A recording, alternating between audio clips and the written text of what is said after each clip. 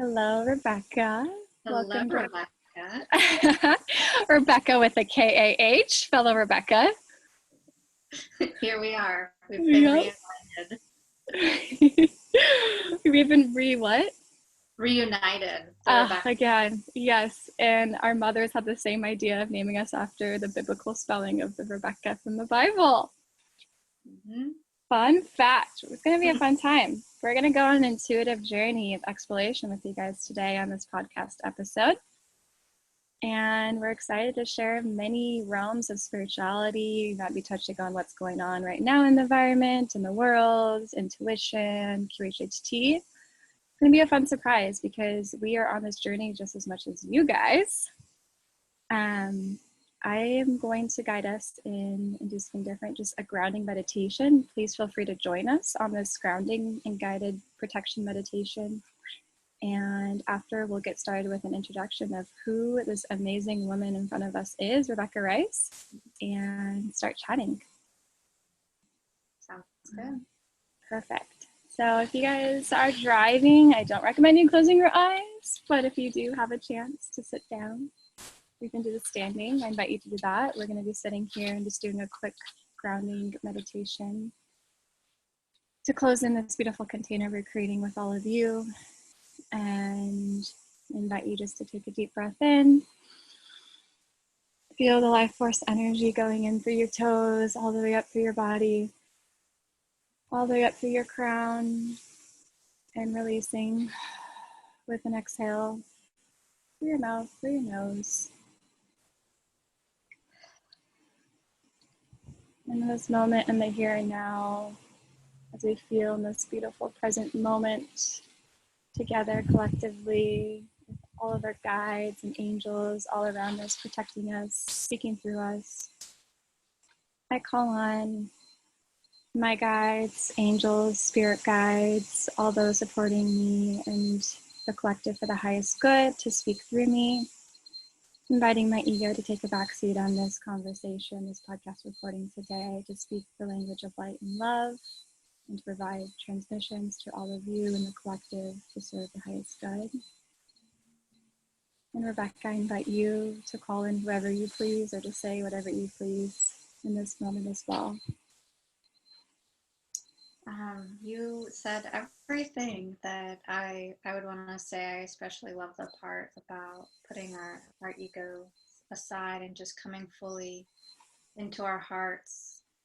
And the only thing I would love to add is that I ask that everything that I communicate today and everything that I share be for the highest good of all concerned and to add to the collective energy of the freedom and ascension of all beings.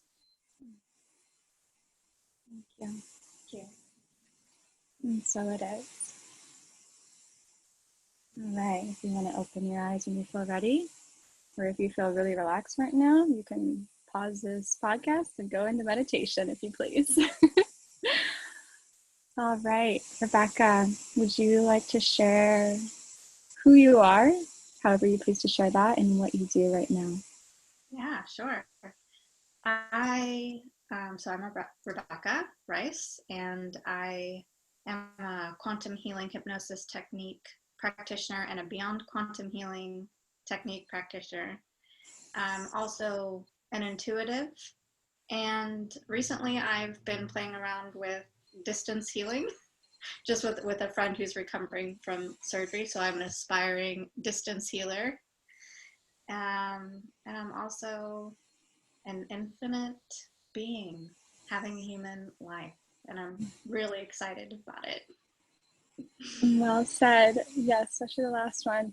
That's what it all boils down to. It's hard to answer that question sometimes, isn't it? We're like, what do I say? There's so many things, but also I'm nothing and everything. So yeah, I saw an interesting thing on Instagram. I think it was that was a challenge to describe yourself without describing, your career, your gender, and that sort of thing. And most of the answers were like, I'm a human being. yeah, So. that's what it boils down to, and even that's a label. But it's it's a reality as far as Mm-hmm. I can tell so far. Yeah, yeah. I like how, do you listen to Feel Good at all or watch his videos? No, I want to. I know a lot of people who are super inspired by him, and I feel like he has a great energy, but no, I haven't. What do you like? What do you like about him? He calls himself a dot, which I enjoy. Hmm. Just a dot. A dot, like Yeah, a yeah, point in time. yeah, That's yeah. So I always think of that when I'm like, who am I? I'm just a speck right now. That's about it. Like not having to plan for the future, not trying to label what I am. So that changed my perspective a lot. But yeah, thank you for the introduction. I already have questions. Can you share with us what QHHT is and what Beyond QHHT is? Yeah, sure. So QHHT was developed by Dolores Cannon, and she practiced for about 40 years. And towards the end of those 40 years, she decided to, she was actually guided to share her teachings and her practice. So her legacy and this QHHT tool could be continued on after she passed. So she worked with her daughter to create those courses, and so I took them, and it was interesting because I actually, my whole intro to spirituality was from a book a coworker recommended called Journey of Souls, and I'm looking at it right there. It's called yeah, it's by Michael Newton, and he was a psychologist who, you know, took himself very seriously, wasn't into anything spiritual or woo woo. And I really identified that with that at the time because I was the same way. And he would use hypnosis in his practice for patients who were having a hard time getting to the root of something. For him, it began with one guy in particular.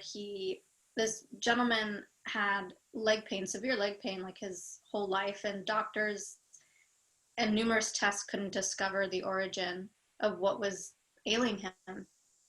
And so Dr. Newton thought, well, it was probably something repressed that happened in childhood that we can get to the root of through hypnosis. So he regressed him and regressed him to childhood, couldn't find anything. And kind of like in this moment of sort of desperation and just trying out something new, he said, let's go to the original source of the pain. And this man went into a past life. So that blew my mind. That blew Michael Newton's mind. He wrote several books. He changed his career, and he started really diving deep into what he stumbled upon. And I highly recommend any of his books if you're curious about past lives. Did he So also write Many Masters, Many Lives, or Many Lives, Many Masters? that's Brian Weiss, and that's on my Okay. reading as well. But a lot of people love Brian Weiss too, and I just haven't gone that route yet. But I'm sure I will eventually. It's like the But same story. oh, really? Yeah. It's just a Yeah, different person, different yeah, patient. yeah. I love that. I love that. I love when we stumble upon these things. Sorry, what were And you saying? Well, oh no, it's really cool. So that was my introduction to past lives, and it was interesting because I thought to myself, oh, I really want to have a past life regression. But my very next thought was, oh, I want to be a practitioner. And I was like, oh, okay, getting a little ahead of myself, but that's okay. Like, we'll figure it out all in good timing. Um, so nowadays, as a practitioner, there's so many different things that QHHT can be used for. It's obviously amazing for anybody who wants to explore past lives, but it's not just about an exploration of past lives. It can be even it can be parallel lives, it can be galactic lives, it can be even different parts of our own childhood. What we leave it up to is for our higher guidance to decide where to go. So part of the process, the induction process, and part of the QHHT process is we say we want to go to the most appropriate time and place. BQH offers an exploration into something specific. So, like for instance, if one had a reoccurring dream about like being on a mission or just a reoccurring scene that happened, and they wanted to actually kind of go back into that dream and explore it, that's where we would use beyond quantum healing. So they're very similar, and kind of like the easiest way I like to wrap it up is the difference between the two is really only one is only in person. So QHHT is only in person. That was like something that Dolores Cannon's family decided that was really important to them and they wanted to teach. So we honor that as practitioners. Beyond Quantum Healing was developed by Candace Craw Goldman, who was a mentee and colleague of Dolores Cannon, and she actually got Dolores Cannon's blessing to create BQH. So that's a way that practitioners, we honor kind of both sides. So we can see people in person, but there's so many people who, for instance, resonate with me and resonate with other practitioners, but they don't live in the area. So then we do it like, just like we're doing it, we do it through Zoom. Okay. And that's the beyond portion of it? Yeah, beyond quantum healing. Oh, but in a nutshell, basically what it is a session. Either session is comprised of a regression of some sort, an exploration of consciousness or regression of some sort, a journey. And then the second part is a question and answer with your higher self or your higher guidance team, however you like to say that. So you literally come to the session with between, like, every practitioner is a little different. I like to say between 5 and 10, 12 max, because there's only a certain amount of time. And you can ask anything you've ever wanted to know about yourself, about your life, why you have certain patterns, why you're going through certain things. And then we also explore healing as well. So physical, emotional, mental healing. Yeah. So it's like, I mean, jam-packed with everything in one. Right. Yes. It is seriously like, I mean, and it's a whole day, you know? Wow. So I feel like it's like a spa day, like a soul makeover. Like you really explore, you clear and cleanse, you purge, all in good ways. And you get like huge, deep insight into things that, like, probably you've been wondering about for years. I know when I've had several sessions where I go under, and I can't believe the wisdom that I get to walk away with. People say these sessions are life-changing, and that's not an exaggeration. They truly are. So I'm absolutely in love with what I do, and it's a huge honor to facilitate the process for people. And I've heard that from multiple people that have had the sessions. And I remember, I think it was back in October when our mutual friend, our good friend Kaylee, Quantum Kaylee, shout out. Yeah. Hey, went to you. Hey, girl. She went to you, I think, back in October. I remember her voice messaging me right after and be like, wow, I just had this amazing session with a woman that was referred to me, Rebekah, and it was like so transformative for her, and she had so many questions answered, especially from past lives. And I still clearly remember some of the past lives she had, like, so vividly, out of all of the information she shared with me, because we're constantly, like, Kaylee's an amazing soul that will, like, you can talk to her for days and learn so much and talk about so many things.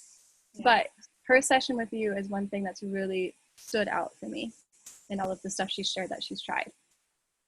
And yeah, no, go ahead. Oh, I'm just wondering, was that like the first thing that you did, like getting into your spiritual awakening, was you went straight to QHHT? Yeah, I'm trying to remember. I think so. When I first started developing my spirituality, I think a lot of people go this route. I was really curious about developing, like, my intuition. I really wanted to be like psychic. And I was so mesmerized by this magical world that opened up to me, and I still am every day. But a lot of it for me had to do with, like, getting really in touch with nature and feeling like I could read like animal signs. I'm in a place where there's a lot of birds, but it seemed to be like I was the only one who would kind of see them and hear them more prominently. And so I started looking into, like, animal totems. And then as I was trying to develop my intuition and my psychic abilities. Now I just call it intuition. I don't call it psychic, but that, and I don't, have any issues with other people calling it psychic, but for me, it's definitely intuition. I got some cards, some oracle decks, and just started playing around. And I did it in a really lighthearted, exploratory way. And I would do it with my friends where I didn't know what I was doing. I honestly didn't. I just sort of like, let me see what happens when I just get into my heart and I quiet all the noise around me and I pull this card and I'm focusing on a question for a friend. Let me just see what happens. Yeah. And like the quietest, littlest, not audible, but the quietest, littlest voice started coming out with concepts and ideas that I knew weren't me. That was in my mind. So I just started saying it. I just started saying what I was hearing. And it turned out to really, really resonate with those people who I was reading for. And because they were my friends, I was like, they're just being nice, Yeah. They're indulging me. They're being so supportive. And unfortunately, I like needed to test myself. So I started offering for free for readings, and people were like, wow, they were really floored. So I think the very first thing was the intuition, but it quickly coincided with me taking those courses for Dolores Cannon. And then I started practicing QHHT to the public after I finished my internship. I think my first client was in July or August of last year. Okay. Yeah. Wow. So that happened pretty rapidly for you. It did. It happened really fast. And it's like, I'm not going to lie. There were so many days, especially after internship sessions, where I would go outside because I really needed to ground, and I'd sit down on the ground and I would spend like about an hour looking like this. And I would just have to like wrap my head around everything that happened. Because prior to my spiritual awakening, I had a desk job and I was an executive in a company, and I took myself very seriously, and I still do, but my mind didn't explore these things. And so it was a huge, huge shift to open up to everything like very quickly. Yeah, especially when you're in that environment. I mean, I can relate. I was very much in the business world, desk job, and then started meditating, exploring all these other things. And I'm just like, suddenly everything became very different from my lens. And I'm like, I can't even relate to these people anymore. But then also there's so much magic I wanted to share with them, but I'm like, I don't even know how to share this experience with people.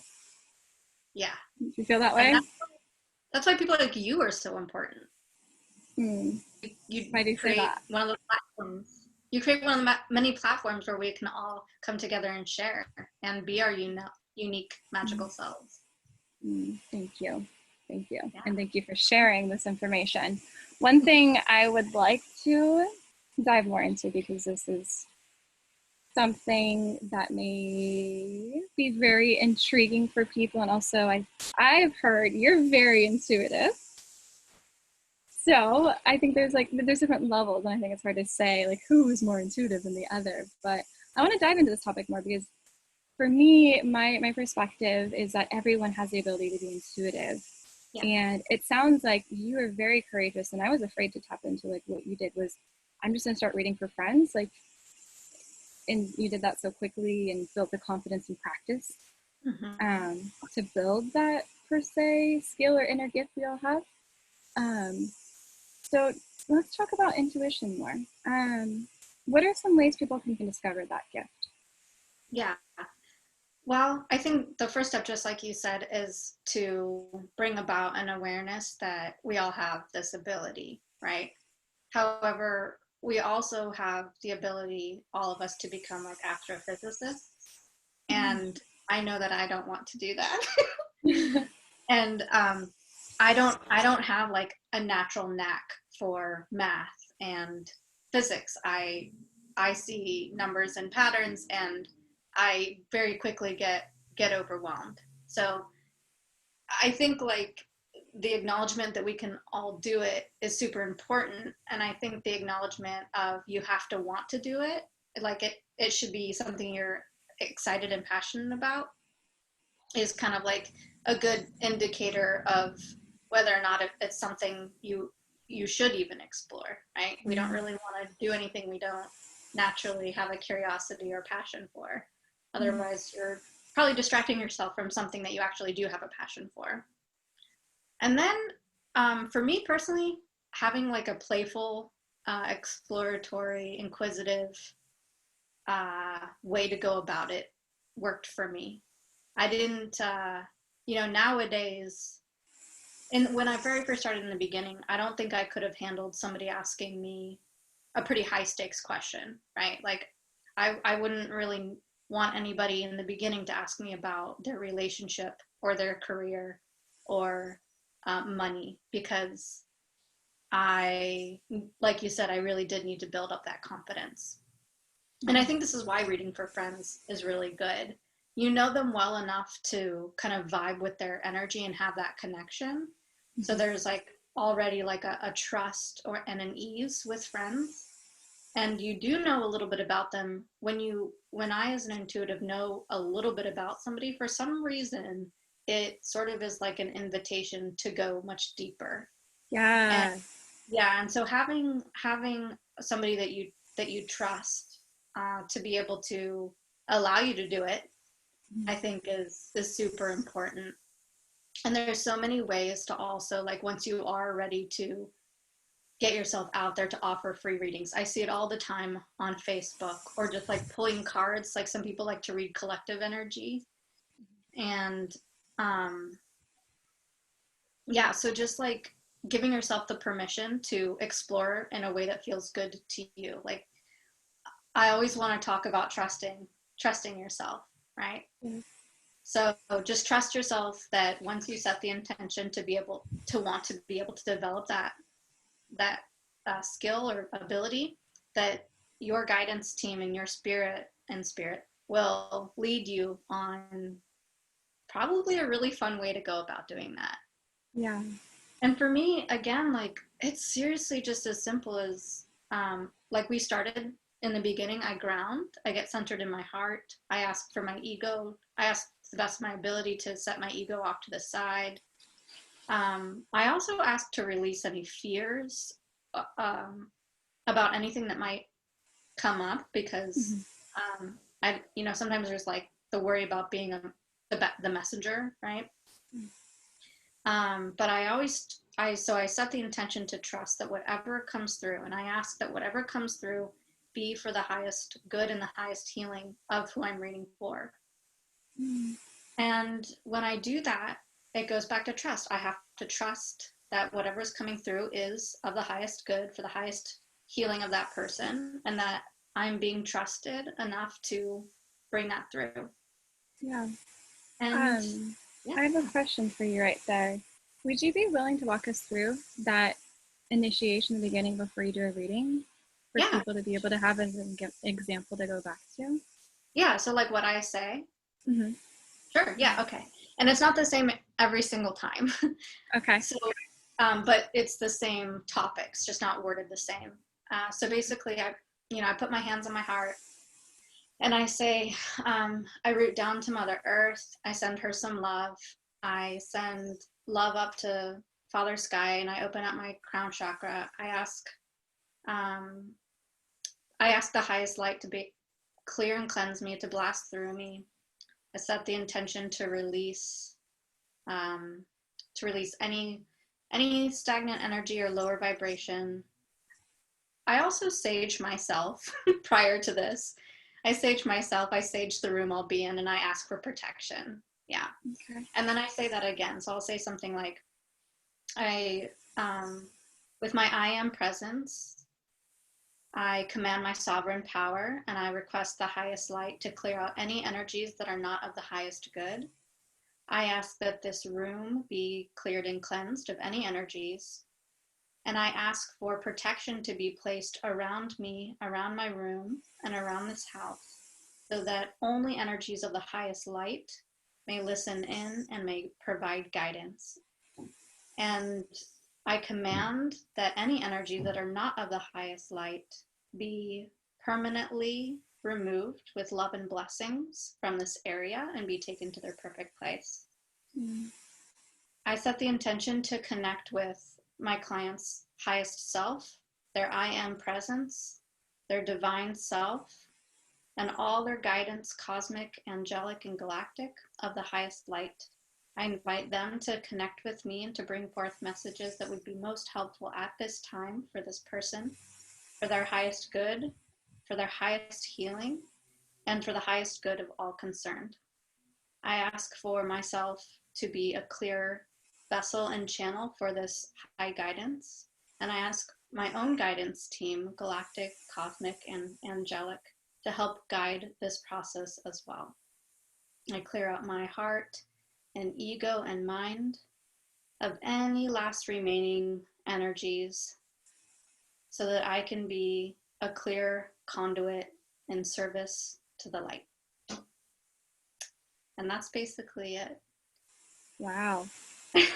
And then I take some time, sometimes I read with cards, sometimes I don't, but whatever first comes through, I just sit with that question. And sometimes I'm quiet for like what seems like a really long time, because sometimes it just takes a little while for those messages to come through. So I'm patient, and it might mean I look like this for like 30 seconds, but that's okay.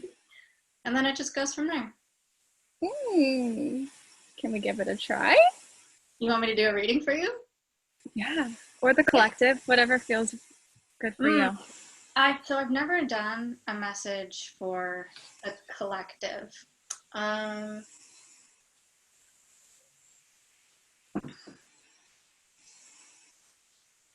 don't know. So what do you? I'm open, but there are some ideas out there.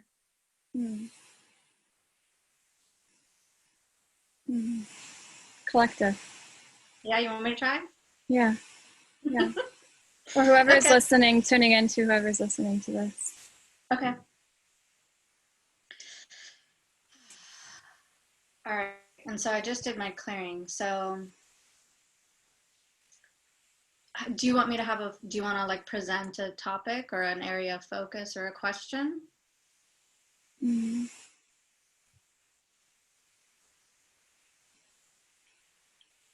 Let's do it based on the intuition. Strengthening their intuition. On strengthening their intuition? Okay. Okay, so I'm just going to put my hands on my heart and be quiet, and I'll be repeating some of those things we just said in my mind as well.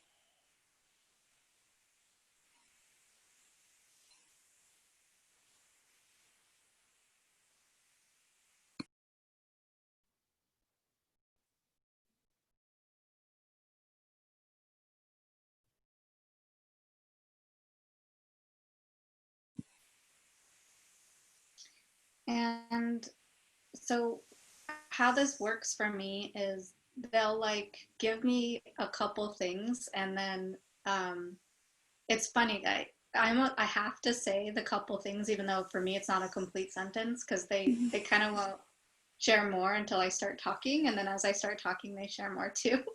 So the first thing that came through is that the strengthening of intuition first begins with trusting your intuition. And it's a feeling of discernment between, does this feel good or does this feel out of alignment in some way? So intuition usually works around thing at first in a positive aspect or a positive way. So as you allow yourself, for instance, they're like, if a thought just pops into your mind and it feels like, for example, something that you might be interested in that you weren't even thinking about yesterday, just like a sudden interest or passion pops into your mind, that is also intuition. It's your inner voice. Your inner voice is your intuition, and it's guiding you always towards the things that you've been asking for, but they might not always appear as how you expected them to arrive in your life. So beginning to listen to that inner voice and allow that excitement to guide you and lead you to the next thing is, they're saying, a great way to, they're saying, meet your intuition, to kind of be put together with your intuition.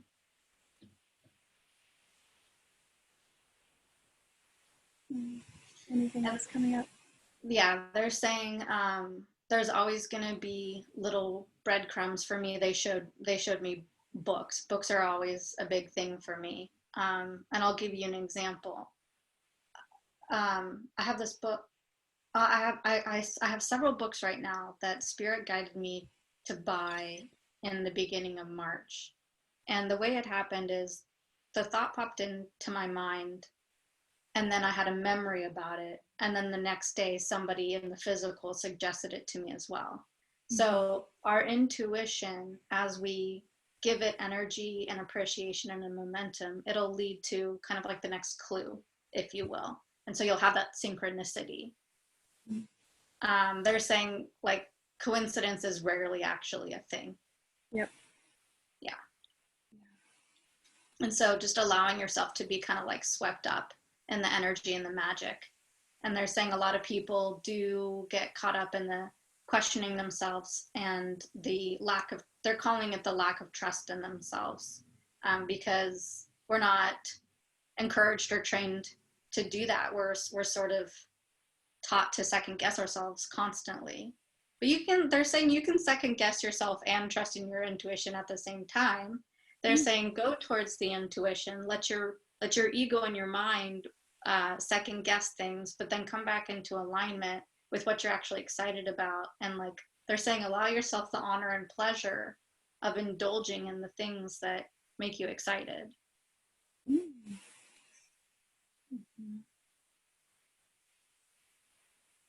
Mm-hmm. Anything else they're saying? Let's see.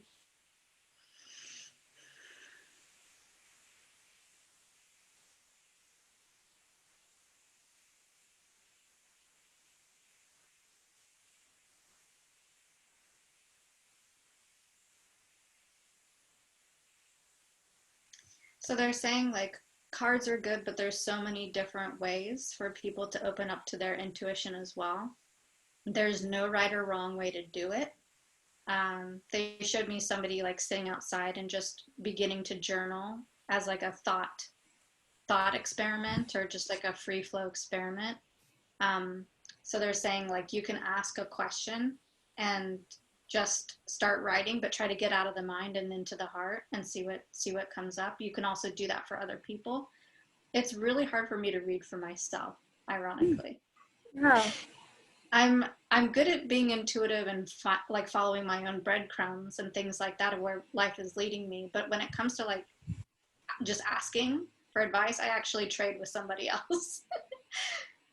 And then they're showing me music too. So let me see what they mean by music. Okay, so they're saying that music has a really therapeutic way of, like, the art of music resonates with our mind in ways that are so harmonious that it, like, not only it soothes and inspires the parts of our mind that kind of need to be activated and turned on and healed in order for that ability to be enhanced. They're saying singing bowls, solfeggio, and like, I think they're talking about this playlist I listen to on Spotify, but it's like a crystalline. Let me tell you the name of it. Yes, please. We'll add this to the show notes.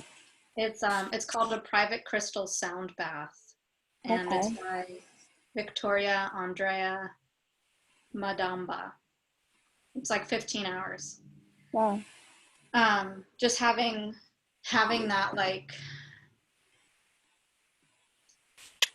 ways to like quiet and soothe your mind. They're saying one of the reasons why they say all the time that intuition is a natural ability is because it's like, it's another sense. They're saying it's just like a sense that you haven't developed because we're the way our society's built, we just haven't been encouraged to develop that. But you know, they're likening it to just as important and real as like touch, taste, sound.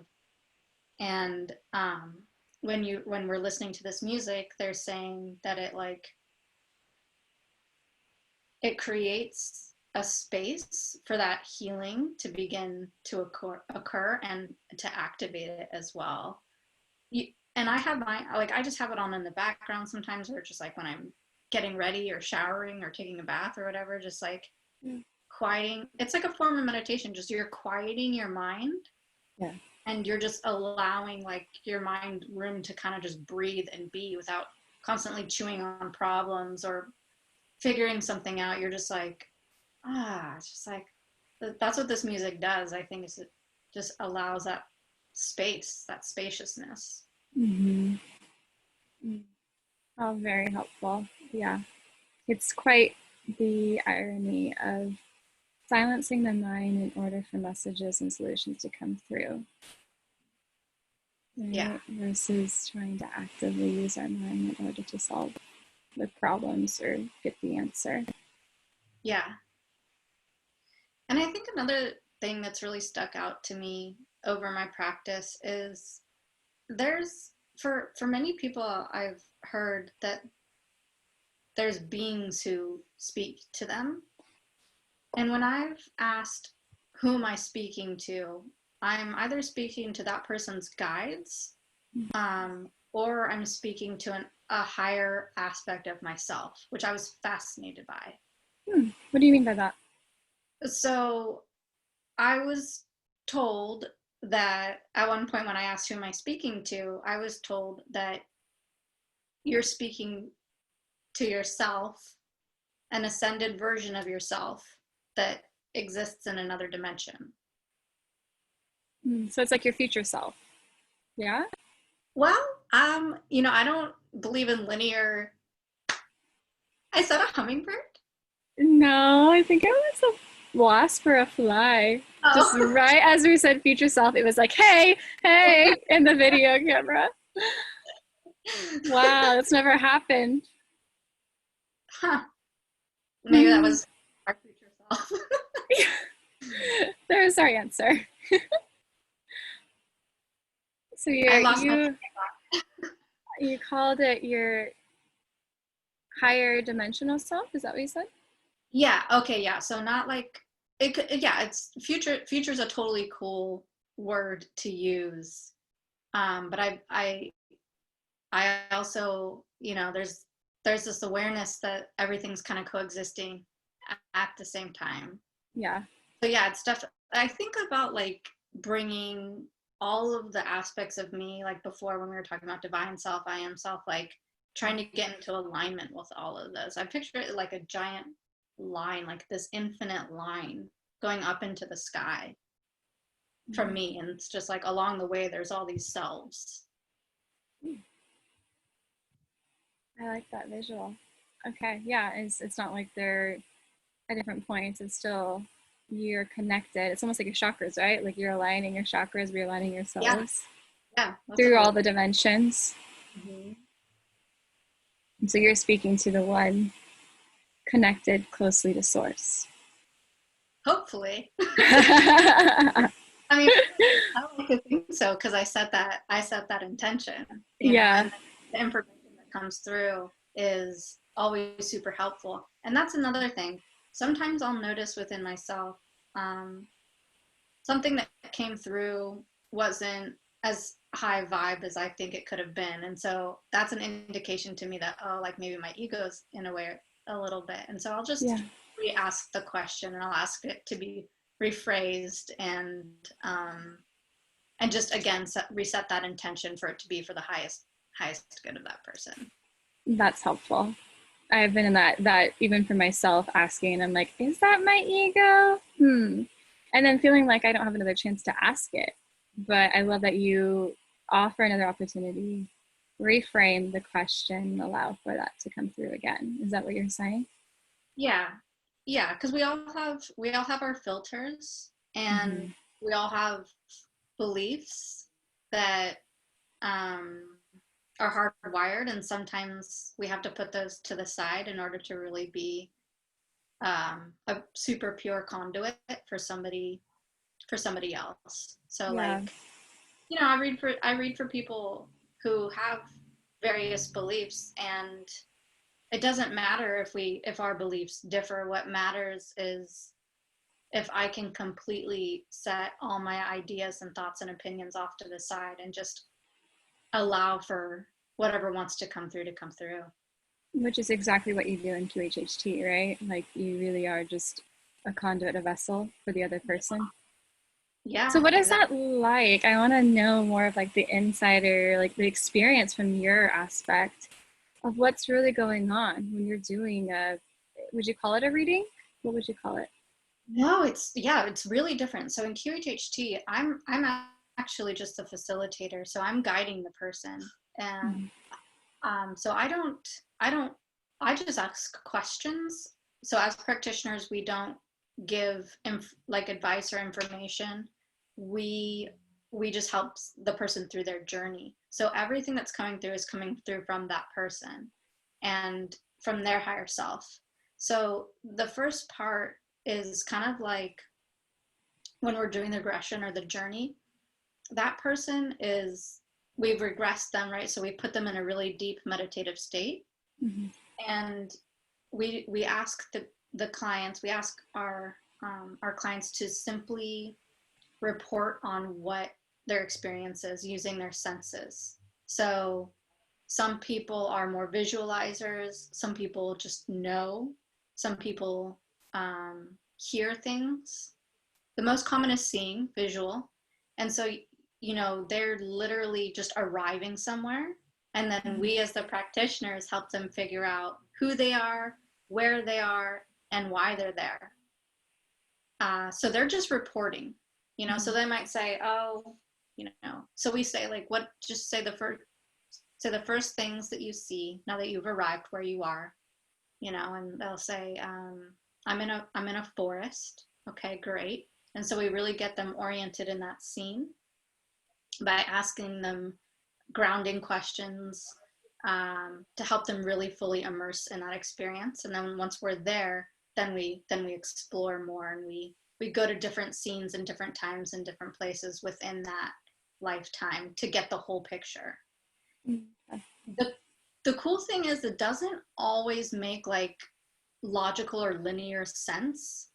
But then by the end of the session, once we get the higher self involved and we ask some questions, it's amazing how it all comes together to complete and to create this whole picture that, like, we could have never made up. We could have never thought about it ourselves. And it's always relevant to what's happening in that person's life currently. Mm-hmm. Yeah. And then the second part, when we're doing the question and answer, we call that person's higher self forward. We call that person's high guidance team forward. And that's who we're asking those questions. So that the information that comes through, again, is from that person. So if you were the client, I would be asking you the questions, and you, as your higher self, would be answering them. Yeah. Very helpful, Yeah. which is why you get in the deep meditative state. Yes. So some people have fear of being in this meditative or hypnotic state. What would you say to that? I would say, awesome. It's totally okay to be afraid. Yeah. And I would just say, if having a QHHT session or BQH session is something that you really want to do and you're afraid, definitely just start talking to a practitioner about it, but also start trying to identify within yourself, where does that fear come from? Mm-hmm. For a lot of people, it's either about they're just not sure if they're going to be able to get into that state. Some people are afraid of completely letting go, and some people don't even know how to completely let go. Mm-hmm. So it might take some practice before you want to make that investment. You might want to start a meditative practice, and journal about why you're scared. And then come to your practitioner about that and get deep with your practitioner. You always want to really resonate and feel good with your practitioner. That's like a huge, huge important thing to be able to really let go. You need to be like not only comfortable with somebody, but have a connection with them as well. So if you have a connection with somebody, it's going to be really important to discuss the fears. And if what they say helps you and soothes you, keep going. If it's still something that you just aren't ready to tap into, that's totally okay. Don't push it. That's extremely helpful. And I like the point that you say connect and share that with your practitioner.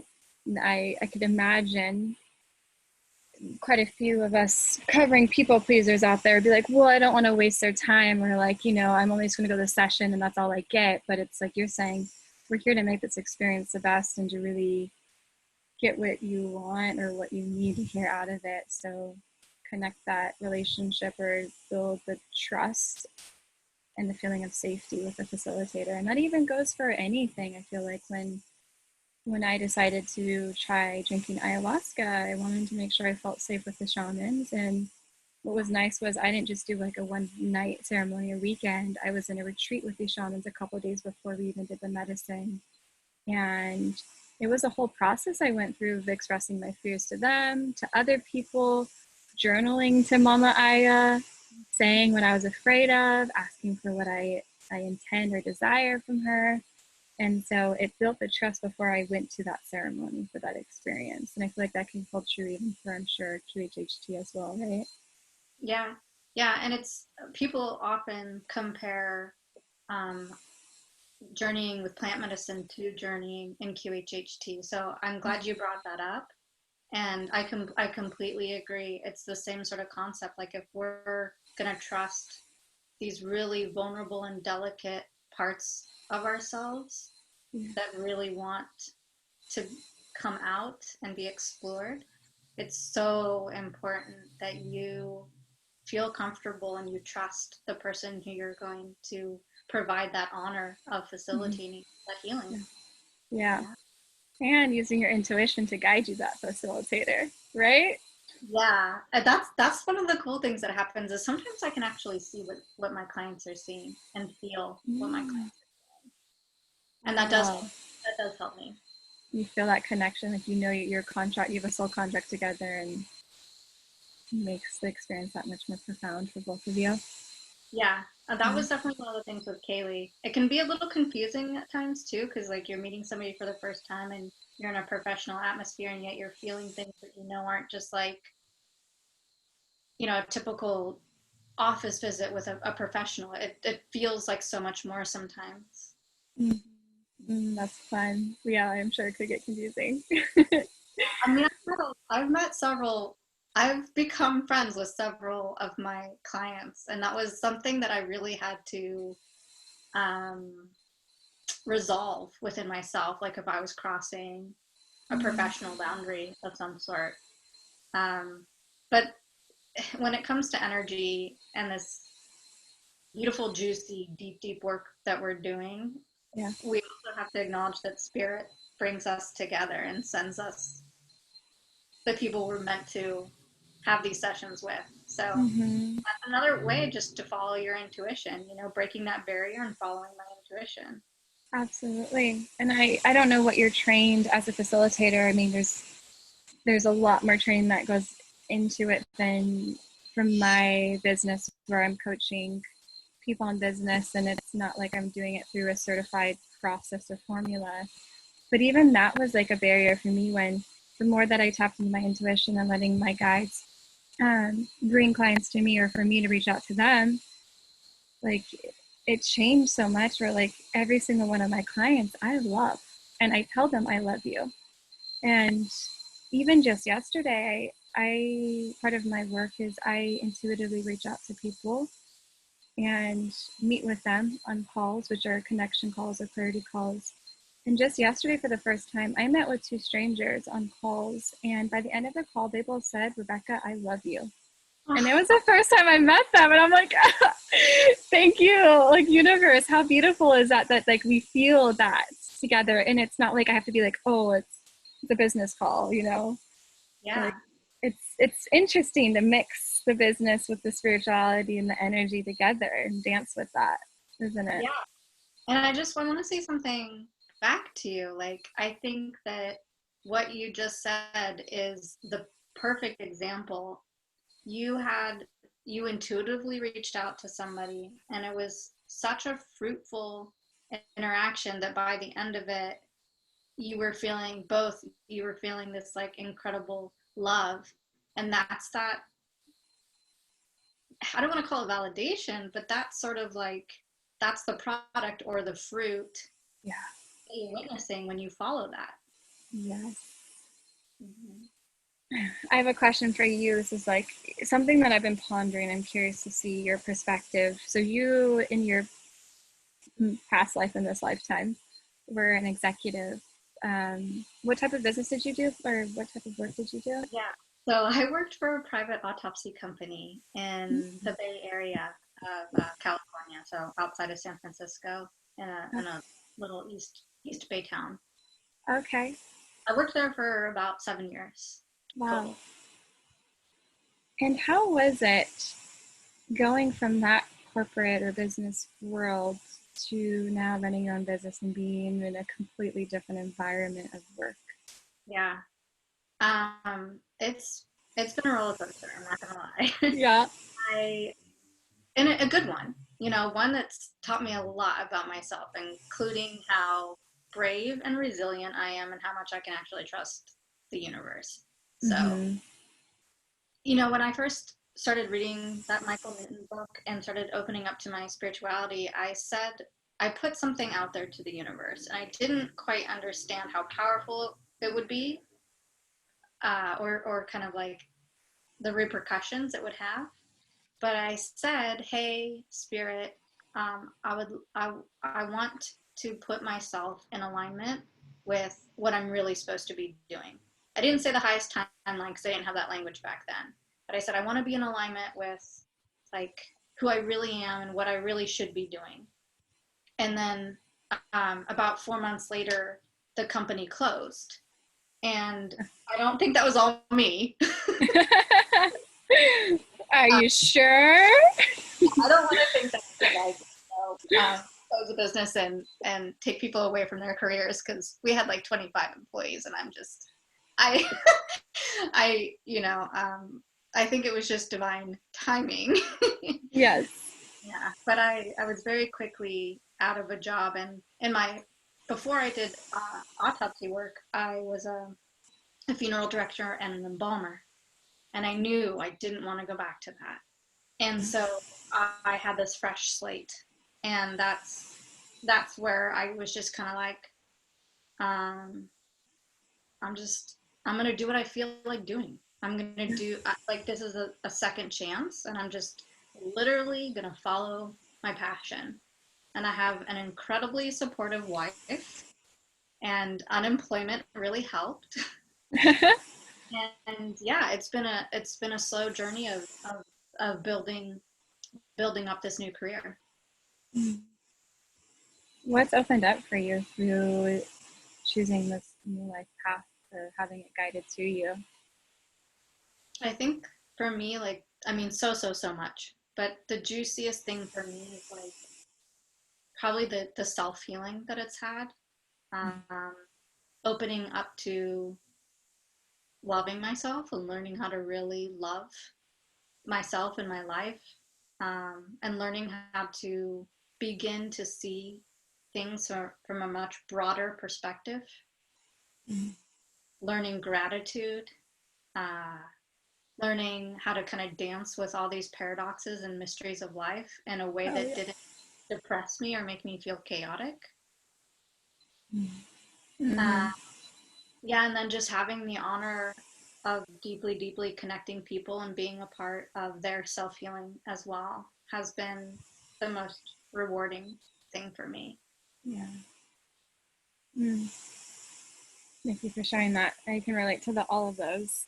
And on the topic of the question that triggered like what we were talking about with like the feeling the love for a client, you know, or that exchange of love and connection and the line of work we do. It's so polarizing potentially to what we're doing before for a lot of us that currently are in another job and building a business on the side, or for those that transitioned into running your own spiritual practice or business. I've been discovering and trying to explore this difference in the way that business is ran. And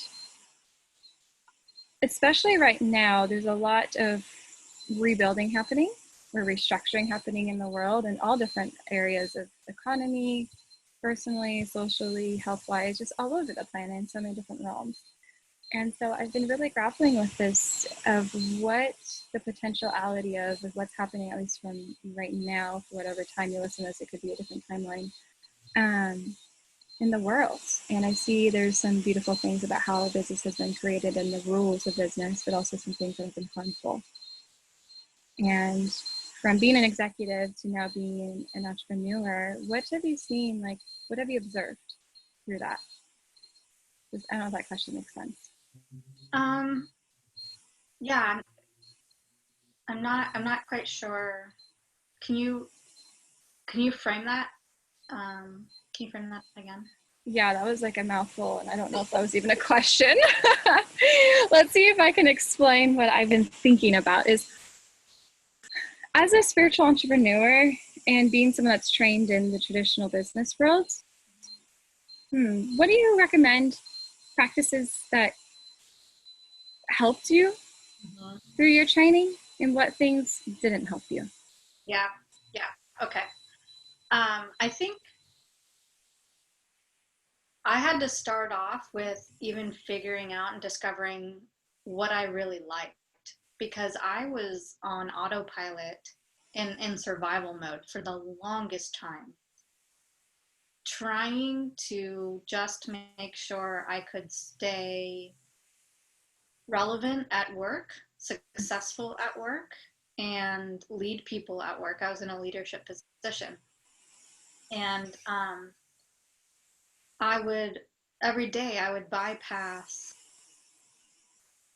what really made me tick. And I did it, my ego did it in such a clever way because I would find inspiration by what I thought people needed or would like. And so there just wasn't any time to even look at myself ever. And I didn't have a meditation practice. So, go home doing everything for everybody, including myself. It was self serving as well. But I had lots of agenda there. And then come home and maybe, like eat dinner and watch some movie or read or whatever. I never spent any time trying to get to know myself. So I would say, like, the number one thing is getting curious about what you really like. And I think this is something we talked about briefly on our other call, but just like I would literally have a notebook and I would just start writing about things that interested me and excited me. And then I would look at it like it was a Christmas list. And I would just give myself permission to go down those rabbit holes and explore the things that I was interested or passionate about. So I think that the first most fundamental thing to figuring anything about your own life, figuring out anything about your own life, is first allowing yourself to really be cool and celebratory and loving about the things that you're interested in without judgment. It's really hard when we're constantly bombarded and distracted with all these survival mechanisms. Yeah. And I don't even have kids, I have a dog and a cat. So I have super huge amounts of compassion for people who have like really robust, busy lives because it leaves even less time for a practice like that. Daydream, fantasize, have fun, and then take baby steps. And trust that you will be led by the universe. Yep. That's very helpful advice, and it reminds me of like, oh yeah, like that's exactly what I went through too, and it feels so far in the past, but that's really it. I can relate so much of trying to find success, to do things according to, you know, what others are saying is going to get me that success versus exploring what I was passionate about. I had no clue what I was passionate about until 3 years ago, because I'd never allowed myself to sit down and do what I wanted to do. I was watching the TV shows that everyone says is popular, reading even the business books that everyone recommended versus like, but what do I want? I had no idea. It was scary to be like faced with that. Like, wow, you really are trying to like play the game, someone else's game. Um, and yeah, that exploration is what we like both led us to where we're at now. And the trust, I think that's a big component, and sometimes can be the most challenging for people. Yeah. But it's like, it's the nicest thing you can do for yourself. It's like the Mm, greatest form of self-love is to just, like, if you were a child and you said, hey, what do you want to do today? And you're like, I want to color. You wouldn't be like, coloring, huh? Out of all the things you choose coloring, are you sure you don't want to like put these math flashcards? Like, you just wouldn't do that to a kid. So yeah. you And need, that's what goes on in our mind. We're like, are you sure about that one? yeah, That's not cool. That's what everyone else is doing. yeah. That's a great example.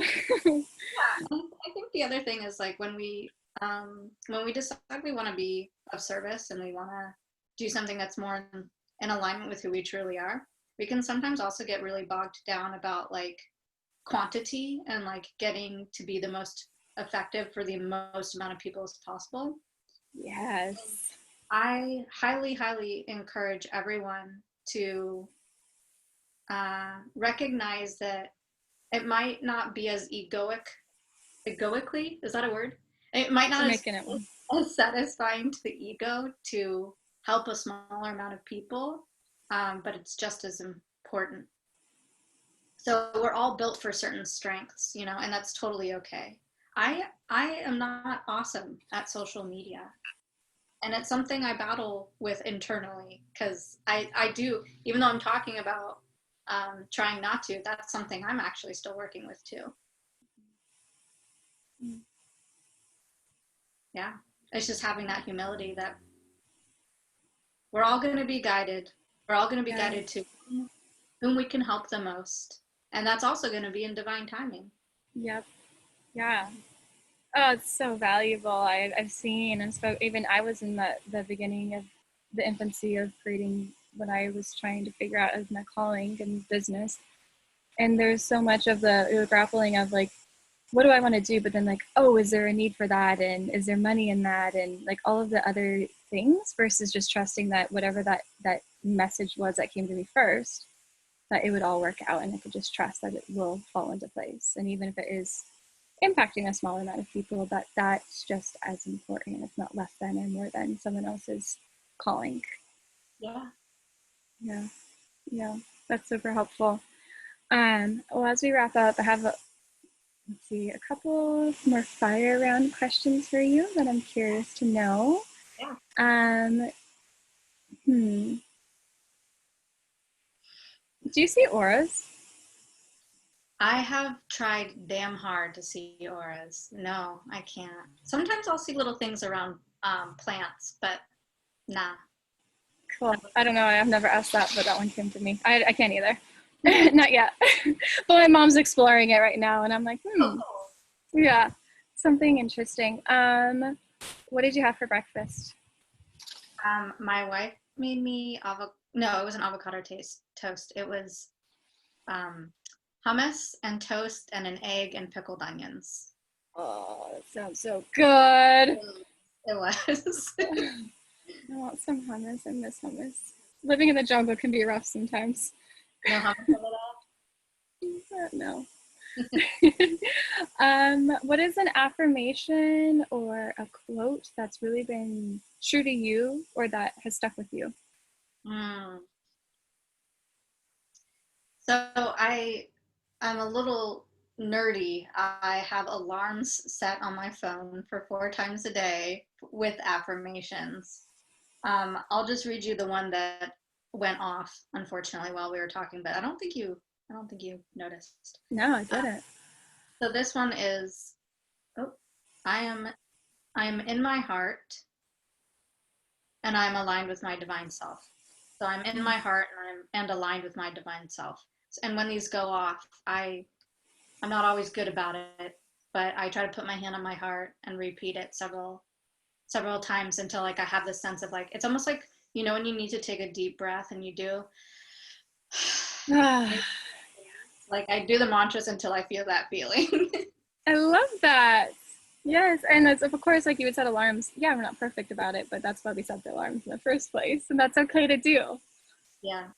Yeah. My other favorite one lately is I surrender my will to the will of God. Ooh. That one actually brings me a lot of peaceful feelings and a lot of like liberation type feelings and a lot of like loosening my idea of how like I confuse control and responsibility sometimes. So I surrender. And then I'm just like, Mm. all right, I'm going to go about my day because I just surrendered that. Trust and release. Ah, I like that one too. These are beautiful.